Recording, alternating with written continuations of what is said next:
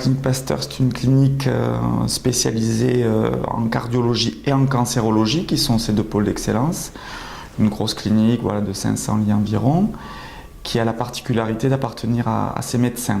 Donc la dynamique de l'établissement est essentiellement médicale. C'est le médical qui tracte le projet d'établissement. Et l'innovation et la recherche sont des valeurs, sont des motifs de dynamisation de l'établissement. La recherche en oncocardiologie ou en cardio-oncologie, c'est une recherche qui typiquement finalement est à l'image de ce que nous avons voulu développer dans cet établissement. C'est-à-dire essayer de mutualiser les forces. Et la cardiologie et l'oncologie sont des forces reconnues en termes de soins, mais aussi en termes de recherche clinique et d'excellence à la clinique Pasteur. Et on le sait, la plupart des chimiothérapies que l'on propose à nos patients ont des cardiotoxicités. Et l'idée était de peut-être proposer des stratégies, soit pour repérer ces cardiotoxicités, soit pour éviter leur progression en validant des approches de soins, des approches assez innovantes en termes de pharmacologie. Et puis troisièmement, c'était aussi de valoriser la force du nombre. J'insiste là-dessus, une façon très simple pour des établissements privés de valoriser leur recherche clinique, c'est de valoriser la qualité et la quantité de patients qu'ils voient. Et donc l'idée a été aussi peut-être de réfléchir à une approche de type observationnel, quelque chose autour d'un registre qui pourrait essayer de valoriser cette activité qui relie cardiologie et oncologie. Il y a des études qui se clôturent parce que le nombre de patients était suffisant pour avoir des réponses. Il y a des études qui sont en cours et il y a des études qui vont ouvrir.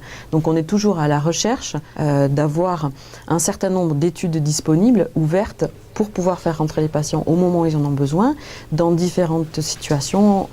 Alors on parle de première, deuxième ligne, troisième ligne métastatique, quand les gens sont en rechute, ou même à la prise en charge première du cancer du sein, par exemple. Par rapport à mes patients, ce que je fais, c'est que quand ils ont une situation qui fait qu'ils ont besoin d'une prise en charge particulière, on réfléchit toujours s'ils peuvent avoir accès à des études cliniques pour avoir des médicaments novateurs qui ne sont pas encore sur le marché, mais disponibles dans le cadre de ces études. On fait ce qu'on appelle un screening pour vérifier qu'ils peuvent avoir accès à ces médicaments.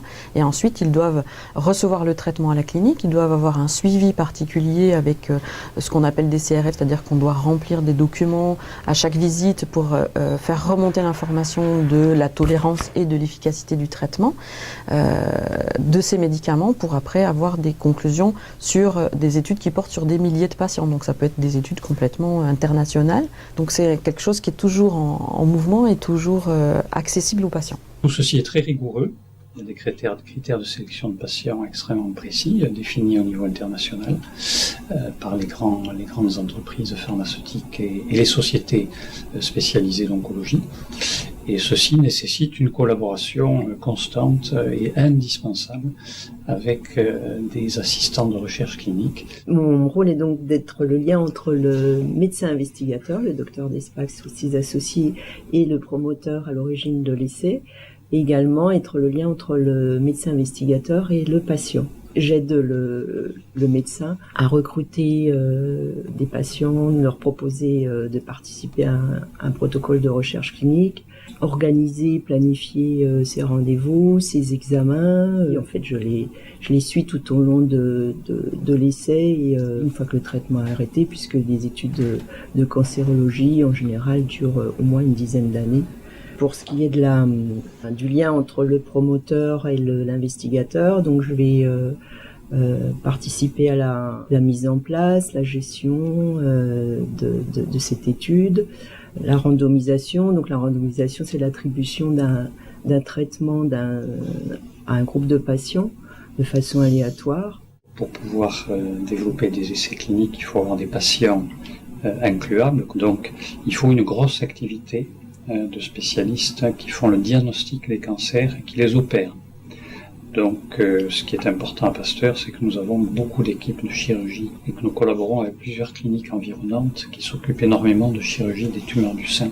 Et donc en faisant ce réseau de, entre guillemets, recrutement de patients, nous avons une quantité de patients suffisante pour être une des cliniques en pointe en France pour développer la recherche clinique. Il me semble que le secteur privé doit être très dynamique, volontariste et combatif en matière de recherche et d'innovation en cancérologie.